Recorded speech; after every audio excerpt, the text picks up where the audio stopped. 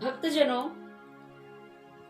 श्री पीताम्बरा माँ बगलामुखी देवी की जहाँ प्राण प्रतिष्ठा होती है, वहाँ अनेक मूर्तियों का रखने का विधान नहीं है। केवल वहाँ भगवान श्री गणेश, शिव परिवार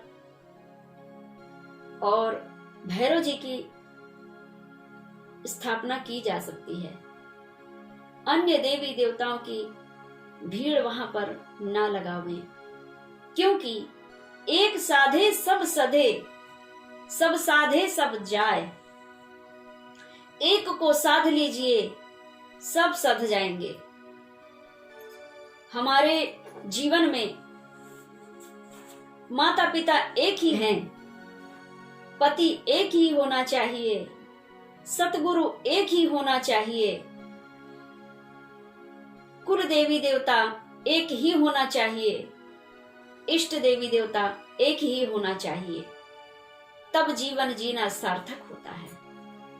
वरना अगर भटकावे में भटकना है, इस संसार में भटकते ही रह जाओगे, वरना कुछ ना पा पाओगे। इसीलिए एक छोटा सा उदाहरण आपको दूंगी। इस संसार में बहुत सारे पुरुष वर्ग हैं, लेकिन हृदय में एक ही होता है।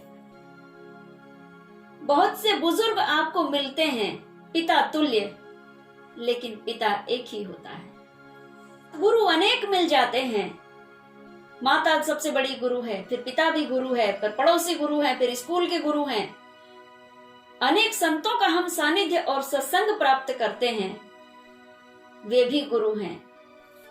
लेकिन जब दिव्य दीक्षा वाले गुरु मिल जाते हैं, उसके बाद में फिर अनेक गुरु बनाने की आवश्यकता नहीं है। ऐसा नहीं है कि गुरु ही शिष्य की परीक्षा ले। गुरु दीक्षा के पूर्व वो शिष्य को भी अपने गुरु की परीक्षा ले लेनी चाहिए। अगर वह गुरु आपकी परीक्षा में पास हो जाता है तो शरणागति हो जाइए, क्योंकि आपको पता चल जाएगा कि मेरे जीवन का कल्याण का कारक यही सतगुरु हैं। अब हमें इनके चरणों को छोड़ करके कहीं नहीं जाना है। और जब आप सतगुरु के चरणों को पकड़ लेंगे तो वो आपके शीश को पकड़ लेंगे। और जब सतगुरु ने आपके शीश को पकड़ लिया, आपके ब्रह्मांड को पकड़ लिया, तो इस ब्रह्मांड से, इस भव सागर से पार कराने की क्षमता भी उनके अंदर होगी और वे लगा देंगे। सुलभ हो जाएगी आपकी जीवन नैया। आपके जीवन नैया के खिवैया वे ही बन जाएंगे और आपके जीवन को सुलभ और सार्थक बना देंगे। अगर आप अपने इस मानव जीवन को सुलभ और सार्थक बनाना चाहते हैं, तो एक बार उन संत महापुरुषों के, दिव्य महापुरुषों के, साधकों के साक्षात्कार करिए, सत्संग करिए, फिर उनके श्री चरणों में लिपट जाइए। वे आपको ईश्वर के साक्षात्कार करा देंगे, देर नहीं लगाएंगे। क्योंकि ईश्वर ने संपूर्ण प्राणी मात्र, संपूर्ण मनुष्यों की डोर सतगुरु के हाथ रख रखी है। मनुष्य योनि में मैंने तुमको भेज दिया, लेकिन तुमको इस भव सागर से पार तरने के लिए भी मैंने बड़ी सुंदर नैया बना के भेजा है, वो सतगुरु रूपी नैया। उस सतगुरु रूपी नैया में बैठ जाओ, अपने आप वैतरणी पार हो जाओगे। और जिन जिन भक्तों को वैतरणी पार होना है, वो सतगुरु के सानिध्य में और इष्ट देवी माँ बगलामुखी के सानिध्य में जरूर आ जाए। आपके जीवन में कभी शत्रु नहीं बनेंगे, और जो शत्रु बने भी हैं वे अपने आप परास्त हो जाएंगे। और कैसे परास्त होंगे ये आप स्वयं, आपको दिखेगा, आपको आभास होगा। आप अपनी नेत्रों से देखेंगे, अपनी आत्मा से पहचानेंगे कि किस व्यक्ति के भाव मेरे प्रति शत्रु भाव थे और मित्रता में परिवर्तित हो गए। ये अपने आप आपको आभास होगा।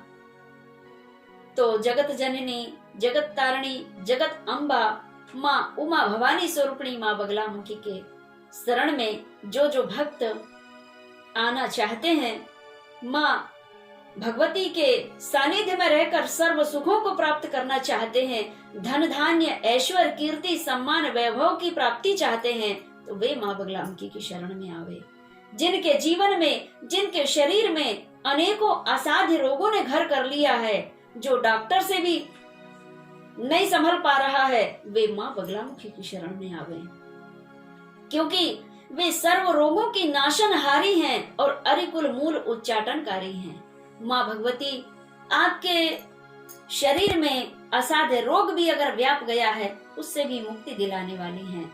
और किसी ने जादू टोना टोटका, होते हैं सावर मंत्र में एक से एक मंत्र हैं जो तत्काल मनुष्यों को दंडित कर देते हैं। सावर मंत्र में वो शक्ति है, अपार शक्ति है। अगर किसी जादू टोना टोटका के द्वारा अगर आपके शरीर में मन मस्तिष्क में रोग उत्पन्न कर दिया भी गया है तो वह सर्व रोगों को नष्ट कर देती, सर्व रोग की नाशनहारी उच्चाटन क्रिया को भी नष्ट करके और अपने शरणागति भक्त को ठीक कर देती हैं। जिन भक्तों के जीवन में अगर विवाह का योग नहीं बन रहा है, संतान योग नहीं बन रहा है, मकान आदि भवन निर्माण के योग नहीं बन पा रहे हैं, वे माँ भगवती बगलामुखी की शरण लें। वे सर्व कार्य को सिद्ध करने वाली महादेवी हैं।